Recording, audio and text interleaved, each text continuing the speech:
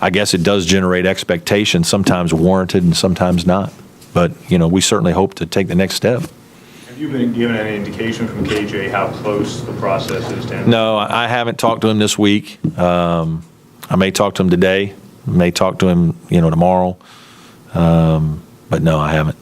Health updates, how's Jerron coming along, and then Patrick Rooks as far as his recovery? They're both better. They're fine. They're not ready to do anything full speed yet.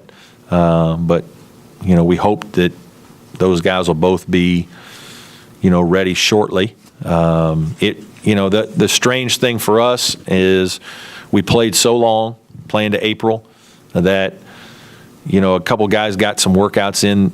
Really, I just told the assistants of guys, call you and say, hey, they want to work out. Let's take them to the gym and let them work out a little bit. But really, let's still let them relax here a little. We really, next week, we'll work some guys out, but that's about it. Because in the week before finals, you got to get them off, and then finals week. So in some ways, I don't like that, because I've always been a guy that loves the spring, where you get guys in the gym for 6 weeks.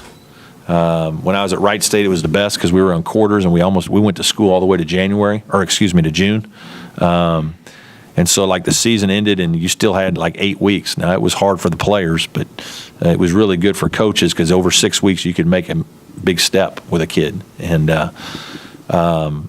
it's almost like the end of this school year is kind of get everybody healthy and get back in the gym and get a few things going. But really, till we start summer workouts, we're not going to be really kind of starting next year in some ways. And maybe that's good, because it was such a long season, and with the Italy trip and everything, it's probably good.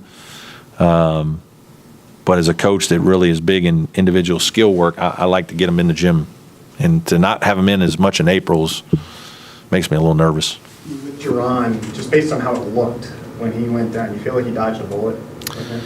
I don't know enough about the medical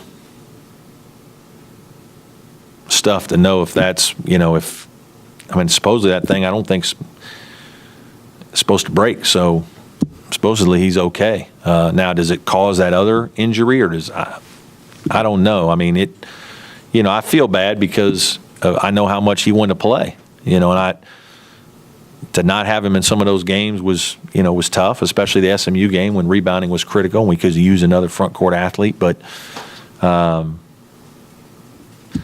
I'm thankful that he made it as long as he did. I'm very thankful that Jerron got to play his freshman year, because I know for, how hard that kid worked and the obstacles he overcame all last year he deserved to have his freshman year, and he did some good things, helped us win some big games. Brad, maybe not that you spent a lot of time worrying about this, but this season maybe a little vindication for you that you can coach? Not as much. I mean, it's not. I didn't doubt that I couldn't coach, and I don't say that egotistically at all. I don't mean that. I hope after one season that ends a little poorly, you certainly second guess how you coach that season. You certainly look at everything that you're doing in a lot of ways, and try to get better. And I think we did that. I think we analyze staff and what we're doing with our guys, and we,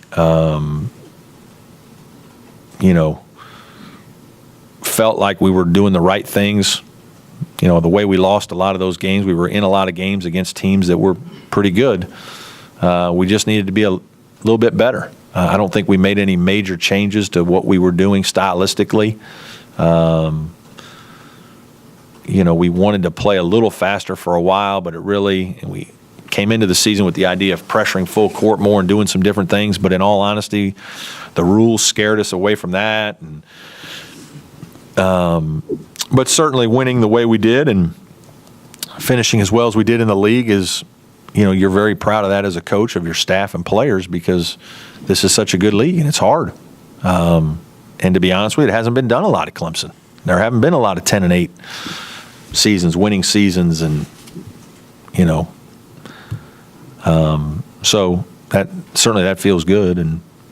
But I'll be as critical of myself again this, in the next couple of weeks. We'll start ripping off the Band-Aid and looking at all the sores and warts that we have is what we got to do to get better for next year. You're going to have an interesting dynamic with a lot of returning veterans and 3 guys who can challenge for playing time. Is that the way you're viewing it, that these 3 guys can really push? Yeah, absolutely. I mean, we're trying to upgrade talent all the time, and we're extremely excited about those guys. We think that they're guys that have high skill level and can dribble, pass, and shoot, and how quickly they assimilate to the situation and the team and to the speed and the physicality. I don't know, but I think they'll be pretty good. And I think if you don't have some competition in your program, sometimes it can be hard to stay motivated and hungry all the time as a player and to improve. It takes there aren't as many self-starters out there, and the bench and competition and another player that's good. I think those are great motivators to keep you hungry and keep you working at the level you need to work. And so I think that can be good. But at the same time, you got to have a good locker room. You got to have guys that care about each other, that are selfless, that understand and have a sense of team. And, every year is different in terms of doing that, dealing with that, building that locker room and that spirit, and the expectations that each guy has are always different. That's why you have spring meetings and postseason meetings with all your players and talk about goals and what their thoughts are. Did you sense, though, with a guy maybe as celebrated as a recruit that you brought in as a player of the year, that, he could, is he of the mindset that he'll acclimate well and that the guys you have will accept that? Because sometimes a really highly regarded player comes in. Yeah, well, these kids aren't guys with huge egos, and I mean they've been here and spent time with our players, and guys have gotten along, and that's part of the reason why they chose to come here is they liked our players and liked our situation and staff and Clemson, and I don't anticipate any of those issues at all. If KJ returns, it looks like 12 scholarship guys back. Again, coming in, what's the plan? Well, I haven't met with every kid to see what they're, what those kids are thinking. I mean, at the end of the day, all your players, they see what's coming back. They see how much they're playing, and they know whether a lot of them are happy with that, to be honest with you.